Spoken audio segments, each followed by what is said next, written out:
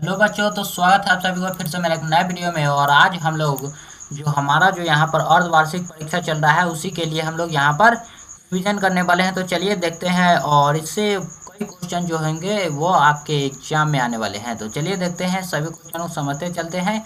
और यहाँ पर जो है आपका यह लीक क्वेश्चन नहीं है, मैं आपको नहीं बता दे रहा हूँ कि यह जो है यह लीक क्वेश्चन नहीं है, यह संभावित क्वेश्चन है। तो चलिए देखते हैं, मनुष्य में मात्रक लक्षण का उदाहरण है। तो मनुष्य में मात्रक लक्षण का जो उदाहरण है वह क्या होता है?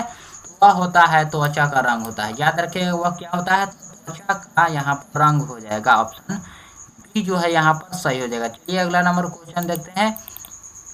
देखिए यहाँ पर एक जीन के विभिन्न रूपों को कहा जाता है। तो एक जीन के विभिन्न रूपों को क्या कहा जाता है? तो यहाँ पर देखिए उसे क्या कहा जाता है, ऑप्शन के माध्यम से समझते हैं। पूरक जीन जो होता है वो क्या होता है? तो यह जो होता है यह अलग अलग जीन होता है। यहाँ पर एक ही जीन के विभिन्न रूप कहा जा रहा है, लेकिन यह जो होता है यह अलग अलग होता है, तो एक साथ मिलकर एक लक्षण को व्यक्त करता है। लेकिन यहाँ पर जो युग्म विकल्पी है, युग्म विकल्पी, यह जो होता है यह एक ही जीन के विभिन्न रूप होता है जो समजातीय गुणसूत्रों पर समान स्थान पर स्थित होता है। याद रखिएगा, इसलिए हमारा ऑप्शन नंबर जो बी है यहाँ पर, ऑप्शन नंबर बी यहाँ पर हमारा सही हो जाएगा। चलिए अगला नंबर क्वेश्चन देखते हैं। अगला नंबर जो क्वेश्चन है क्या है? तो देखिए, रेशम के धागों में कौन सा प्रोटीन होता है? तो रेशम के धागों में जो होता है फिब्रोइन होता है। कौन सा होता है? फिब्रोइन, जो रेशम का मुख्य प्रोटीन घटक होता है। याद रखिएगा, रेशम का मुख्य घटक होता है फिब्रोइन। यहाँ पर ऑप्शन नंबर ए जो है यहाँ पर हमारा सही हो जाएगा। चलिए अगला नंबर क्वेश्चन क्या है देखते हैं। देखिए यह जो आपका प्रश्न है यह केवल ना केवल आपके हाफ ईयरली जो चल रहा है वह इसी के लिए है, बल्कि यह जो है आपका प्रश्न जो है यह आपके एनुअल एग्जाम के लिए भी उतना ही इम्पोर्टेंट है।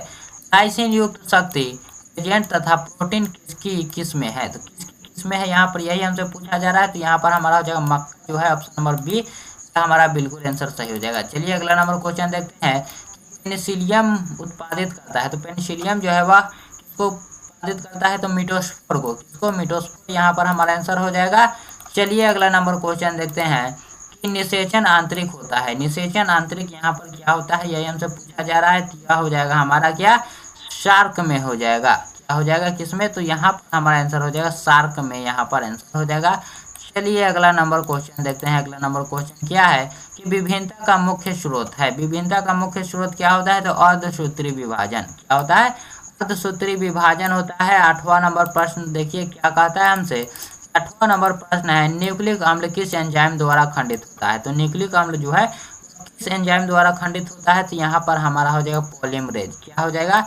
पॉलीमरेज यहाँ पर हमारा आंसर हो जाएगा। नहीं, देखिए पॉलीमरेज होता लेकिन नहीं होगा, क्योंकि डीएनए आरएनए में संश्लेषण करता है। और यहाँ पर पूछा जा रहा है न्यूक्लिक अम्ल एंजाइम द्वारा खंडित। एंजाइम द्वारा खंडित क्या हो जाएगा? न्यूक्लियेज।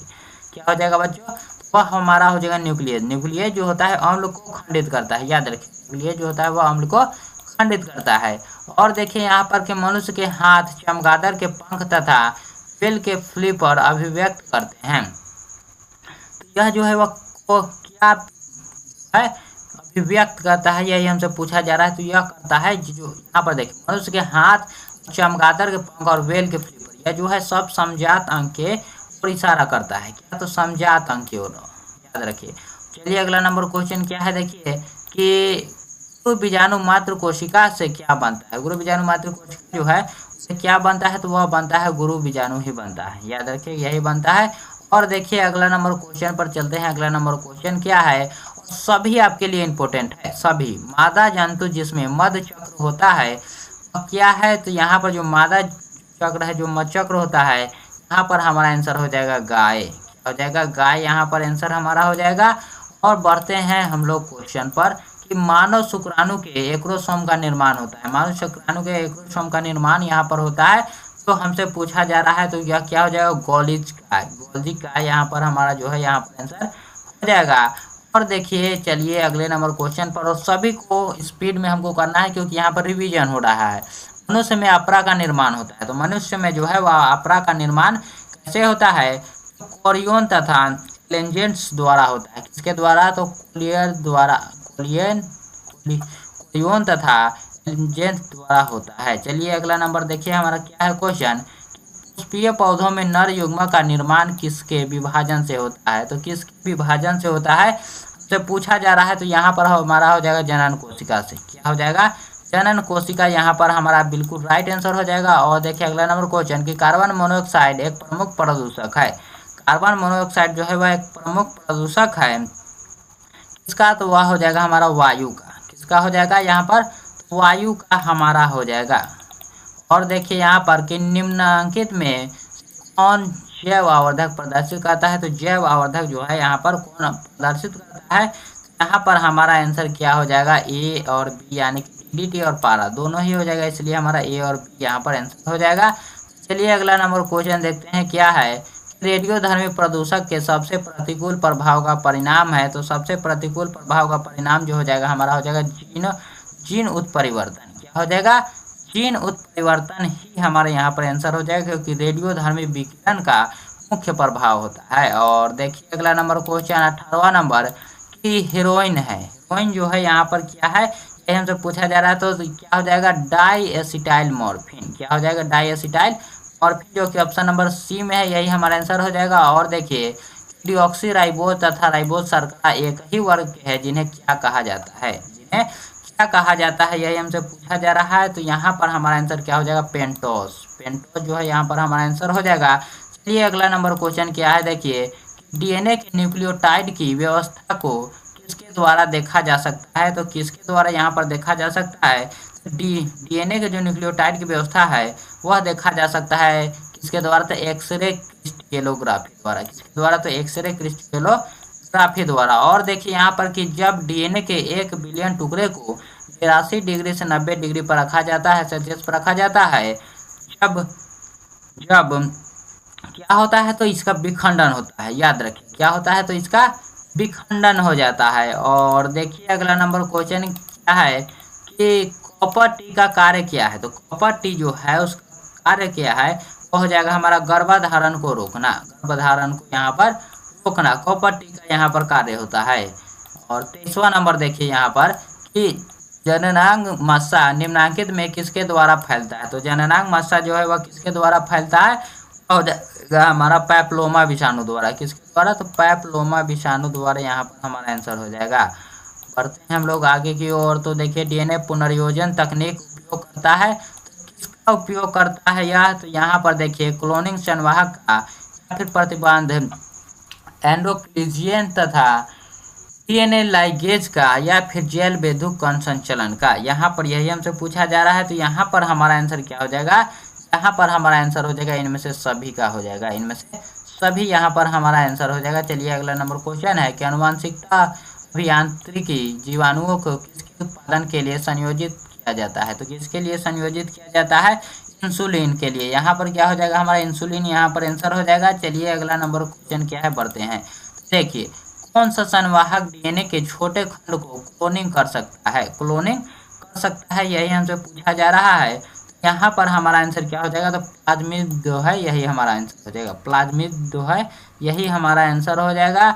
बढ़ते हैं 27वां नंबर क्वेश्चन है निम्नलिखित में से कौन सा प्रतिबंध है एंजाइम ब्लड शिरा उत्पादित करता है? तो एंजाइम ब्लड शिरा जो है उत्पादित कौन करता है यहाँ पर? तो वह क्या हो जाएगा यहाँ पर? तो यहाँ पर यह हो जाएगा ईसीओ। ये जो ECORB है यही हमारा आंसर हो जाएगा। ऑप्शन नंबर बी यहाँ पर हमारा बिल्कुल राइट आंसर होगा। निम्नलिखित में से कौन सा जैव विविधता के स्वस्थान संरक्षण का तरीका नहीं है? तो तरीका इसमें से कौन नहीं है? तो वह है वनस्पति उद्यान। कौन नहीं है? तो वनस्पति उद्यान जो है यह हमारा तरीका यहाँ पर स्वास्थ्य संरक्षण का नहीं है, यहाँ पर हो जाएगा। और देखिए अगला नंबर क्वेश्चन कि एजोला सहजीवी संबंध बनाता है। एजोला सहजीवी संबंध बनाता है किसके साथ? तो एनाबेना के साथ। एनाबेना के साथ यहाँ पर हमारा सही आंसर हो जाएगा। और टैप्टल कोशिका दर्शाती है। तो टैप्टल कोशिका जो है, टैप्टल कोशिका वह क्या दर्शाती है? तो यहाँ पर हमारा क्या हो जाएगा? माइटोसिन तथा बहुगुणता को। माइटोसिन तथा किसको? बहुगुणता को। और देखिए अगला नंबर क्वेश्चन कि पीसीआर तकनीक के दौरान एसएसडीएनए से प्राइमर्स के बंधने की क्रिया क्या कहलाती है? तो बंधने की जो क्रिया होती है वह तपानुशीतन कहलाती है। तपानुशीतन कहलाती है। और देखिए अगला नंबर क्वेश्चन हमारा क्या है कि निम्नलिखित में से कौन आरडीटी का साधन नहीं है? तो आरडीटी का यहाँ पर पूछा जा रहा है कौन साधन नहीं है, तो हमारा हो जाएगा इंट्रॉन। क्या हो जाएगा? इंट्रॉन। यहाँ पर हमारा आंसर बिल्कुल ही राइट आंसर हो जाएगा। चलिए अगला नंबर क्वेश्चन की टैग पॉलीमरेज एंजाइम प्राप्त होता है। टैग पॉलीमरेज जो एंजाइम प्राप्त होता है किससे? तो थर्मस एक्वाटिक्स से। किससे? थर्मस एक्वाटिक्स से। ऑप्शन नंबर यहाँ पर ए हमारा सही हो जाएगा। और देखिए यहाँ पर विश्व स्वास्थ्य दिवस हर वर्ष मनाया जाता है, तो विश्व स्वास्थ्य दिवस जो है वह 7 अप्रैल को मनाया जाता है। कब? तो 7 अप्रैल को। याद रखिए कब? तो 7 अप्रैल को मनाया जाता है विश्व स्वास्थ्य दिवस। इम्यूनोएटिक्सिस द्वारा विश्लेषण होता है। इम्यूनोएटिक्सिस द्वारा विश्लेषण होता है किसका? तो एमिनोटिक द्रव का। किसका? तो एमिनोटिक द्रव का, जो कि ऑप्शन नंबर सी में है हमारा। यही हमारा आंसर हो जाएगा। ऑप्शन नंबर सी यहाँ पर हमारा सही हो जाएगा। और देखिए हुलॉक गिब्बन पाया जाता है, तो हुलॉक गिब्बन जो है वह काजीरंगा पक्षी अभयारण्य में पाया जाता है। काजीरंगा पक्षी जो अभयारण्य में है वहीं पर पाया जाता है। और देखिए सेंट लोप सेविक आगरा किया है, तो सेंट लोप सेविक आगरा यहाँ पर पूछा जा रहा है, तो वह होता है गंभीर रूप से संकटग्रस्त प्रजाति। गंभीर रूप से क्या? संकटग्रस्त प्रजाति यहाँ पर हो जाएगा। और रेड डाटा बुक में सूचीबद्ध प्रजातियां है, तो रेड डाटा बुक में जो होता है वह सुवेद, आपत्तिग्रस्त या फिर संकटग्रस्त, यानी कि यहाँ पर जो है इनमें से सभी यहाँ पर होता है। याद रखिए इनमें से सभी, जो कि ऑप्शन नंबर डी में है आपके। ऑप्शन नंबर डी में आपका है, वही हमारा सही होगा। और देखिए विश्व संरक्षण दिवस मनाया जाता है, तो विश्व संरक्षण दिवस जो है वह क्या 3 दिसंबर को या फिर 29 दिसंबर या फिर 26 दिसंबर फिर 5 जून को कब मनाया जाता है? तो यह जो है विश्व संरक्षण दिवस यह मनाया जाता है 5 जून को। कब? तो 5 जून को मनाया जाता है। और देखिए रक्त में प्रतिजन तथा प्रतिरक्षी की परस्पर क्रिया का अध्ययन क्या कहलाता है? तो यह कहलाता है हमारा सेरोलॉजी। क्या कहलाता है? सेरोलॉजी। यहाँ पर हमारा आंसर हो जाएगा सेरोलॉजी। और देखिए कुष्ठ रोग किसके कारण होता है? यहाँ पर क्या पूछा जा रहा है? कुष्ठ रोग जो है वह किसके कारण होता है? तो यहाँ पर हमारा हो जाएगा माइक्रोबैक्टीरियम द्वारा। किसके द्वारा? माइक्रोबैक्टीरियम द्वारा जो होता है वह कुष्ठ रोग होता है। और देखिए निम्नलिखित में से कौन सा विषाणु जनित रोग एक जोड़ी है? तो यहाँ क्या होगा? यह हो जाएगा हमारा खसरा तथा रेबीज। खसरा तथा रेबीज जो होता है विषाणु जनित रोग एक जोड़ी होता है, एक ही जोड़ी का। और देखिए कि आरएनए से डीएनए बनता है उसे क्या कहते हैं? जो आरएनए से जो डीएनए बनता है उसे सीडीएनए कहते हैं। क्या कहते हैं? उसे सीडीएनए कहते हैं। ऑप्शन नंबर डी यहाँ पर सही है। और पॉलीमरेज श्रृंखला अभिक्रिया के लिए आवश्यक एंजाइम है, तो आवश्यक एंजाइम जो है वह है टैग पॉलीमरेज। क्या है?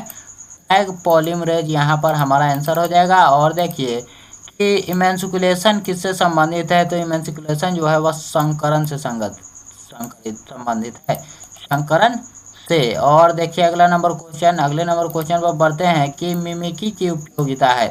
मिमिकी की उपयोगिता यहाँ पर पूछा जा रहा है, तो क्या होगा? तो संरक्षण हो जाएगा। और क्या हो जाएगा? प्रीडेशन के लिए हो जाएगा, यानी कि ऑप्शन नंबर ए और सी यहाँ पर हो जाएगा। और देखिए कि कव का मूल एक सहजीवी संबंध है। कव का मूल एक सहजीवी संबंध है, तो वो किसका? तो यहाँ पर हमारा आंसर क्या हो जाएगा कि कवक तथा पौधों की जड़ों के बीच। क्या? तो कवक तथा पौधों के जड़ों के बीच संबंधित यहाँ पर पूछा ही जा रहा था। इसका आंसर हमारा ऑप्शन नंबर बी जो है यहाँ पर हमारा हो जाएगा, ऑप्शन नंबर बी। और देखिए अगला नंबर क्वेश्चन की पारस्परिक आश्रय है। पारस्परिक जो आश्रय है तो क्या है? यह हमारा आंसर क्या हो जाएगा कि हर्मिट क्रैब तथा समुद्री एनीमोन के बीच।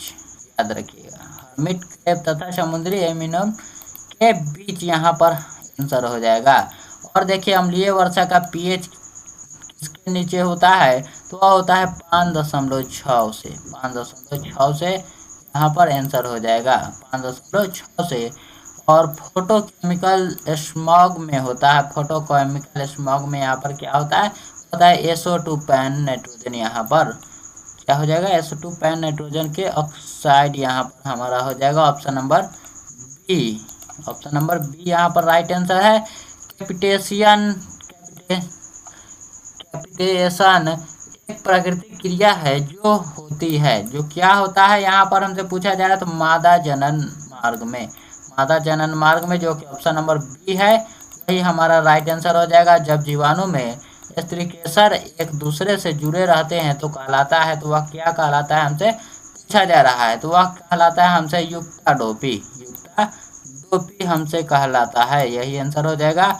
और देखिए अगला नंबर क्वेश्चन कि मनुष्य में दाद की बीमारी होती है, तो मनुष्य में जो है वो दाद की बीमारी कैसे होती है, यही हमसे पूछा जा रहा है। तो होता है कवक द्वारा, कवक द्वारा, जो कि ऑप्शन नंबर बी में है।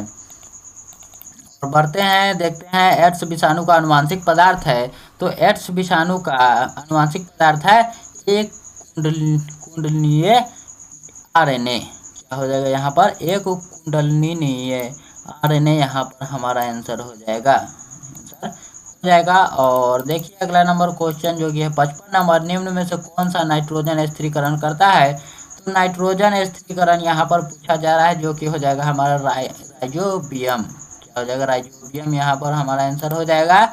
और 56 नंबर पर बढ़ते हैं कि फ्रैंकिया एक क्या है, तो जैव उर्वरक। याद रखिए फ्रैंकिया जो है एक प्रकार का जैव उर्वरक है। और मरुस्थलीय अनुकूलन का उदाहरण है, तो मरुस्थलीय अनुकूलन का क्या उदाहरण है, तो हमारा हो जाएगा अगेव और नागफनी, दोनों ही जो कि है ऑप्शन ए और बी सी में दिया हुआ है। और देखिए यहाँ पर कि सेल क्रमक होता है, तो सेल क्रमक जो है किसमें होता है, यही हमसे पूछा जा रहा है। तो जीव रहित नग्न चट्टानीय प्रदेश, यानी कि ए और बी, यहाँ भी हमारा यही हो जाएगा, ए और बी दोनों ही हो जाएगा। और देखिए कि पूसा सुबह एक किस्म है, तो पूसा सुबह जो है वह फूल गोभी का किस्म होता है। पूसा सुबह जो होता है यह एक प्रकार का फूल गोभी का किस्म होता है। बिना निषेचन के पौधों का उत्पादन किसके द्वारा किया जाता है, तो बिना निषेचन के पौधों का जो उत्पादन किया जाता है वह किया जाता है कायिक प्रवर्धन द्वारा, कायिक प्रवर्धन द्वारा, याद रखिएगा। चलिए अगला नंबर क्वेश्चन क्या है, देखते हैं कि डाइकोटियम स्टिबम जो एक हेक्साप्लॉइड गेहूं है उसमें होता है, उसमें क्या होता है, तो यहाँ पर हो जाएगा 42 गुणसूत्र होते हैं। क्या कितने गुणसूत्र, तो 42 गुणसूत्रों की संख्या होती है शरीर में। एंड्रीज उत्पादन का स्थल है, एंड्रीज उत्पादन का स्थल जो है हमारा क्या हो जाएगा, लिम्फोसाइटस हो जाएगा, साइटस यहाँ पर हमारा आंसर हो जाएगा। और देखिए कि अल्फा माइनस ए जो एंट्रिप्सिन है यह क्या है, यही हमसे पूछा जा रहा है, जो कि हमारा क्या है, तो वातस्फीति के इलाज के लिए प्रयोग किया जाता है। याद रखिए वातस्फीति जो है इसके इलाज के लिए इसका उपयोग किया जाता है। और क्या है यहाँ पर कि हाइब्रोडोमा किसके लिए कार्यरत है, तो हाइब्रोडोमा जो है वह मोनोक्लोनल प्रतिरक्षी के संश्लेषण के लिए होता है, मोनोक्लोनल प्रतिरक्षी के संश्लेषण के लिए। ऑप्शन नंबर डी यहाँ पर हो जाएगा। और देखिए अगला नंबर क्वेश्चन क्या है, निम्नलिखित में से कौन सी मीथेन उत्सर्जक है, तो मीथेन उत्सर्जक यहाँ पर क्या हो जाएगा, धान का खेत, पशु, दीमक, यानी कि यहाँ पर भी ऑप्शन नंबर डी इनमें से सभी हमारा हो जाएगा, ऑप्शन नंबर डी। चलिए बढ़ते हैं, अगला नंबर क्वेश्चन क्या है कि निम्नलिखित में से कौन गर्भाशय के स्तर में प्रत्यारोपित होता है, तो प्रत्यारोपित जो होता है हमसे पूछा जा रहा है, तो यहाँ पर हमारा क्या हो जाएगा, ब्लास्टोसिस्ट यहाँ पर हमारा आंसर हो जाएगा, ब्लास्टोसिस्ट यहाँ पर हमारा आंसर हो जाएगा, जो कि प्रत्यारोपित होता है। और देखिए यहाँ पर अगले नंबर क्वेश्चन पर बढ़ते हैं कि मानव भ्रूण संरक्षित रहता है, तो मानव भ्रूण जो है नियोटिक गुहा में संरक्षित रहता है। याद रखिए नियोटिक गुहा में संरक्षित रहता है, यहाँ पर हो जाएगा। और बढ़ते हैं, अगला नंबर क्वेश्चन क्या है, देखिए मनुष्य के विकास की आयु किसके द्वारा मापी जाती है, तो मनुष्य की जो आयु होती है यहाँ पर कार्बन दिनांक या फिर कार्बन डेटिंग द्वारा मापा जाता है। याद रखिए कार्बन डेटिंग जो कि कार्बन 14 पर आधारित होता है। और चलिए अगला नंबर क्वेश्चन क्या है कि डायनासोर है, तो यह एक क्या है, तो विलुप्त सरीसृप है, विलुप्त सरीसृप यहाँ पर हमारा आंसर हो जाएगा। चलिए लास्ट अंतिम क्वेश्चन देखते हैं कि सिनोजोइक युग जाना जाता है, किसके लिए सिनोजोइक युग जो है वह किसके लिए जाना जाता है, तो स्तनधारियों तथा सरीसृपों को काल के लिए जाना जाता है। किसके लिए यहाँ पर जाना जाता है, तो यहाँ पर हमारा क्या हो जाएगा, स्तनधारियों तथा आधुनिक वनस्पति काल के लिए। तो चलिए इस वीडियो को अब अंत करते हैं और फिर मिलते हैं हम लोग अगले वीडियो में, तब तक के लिए धन्यवाद।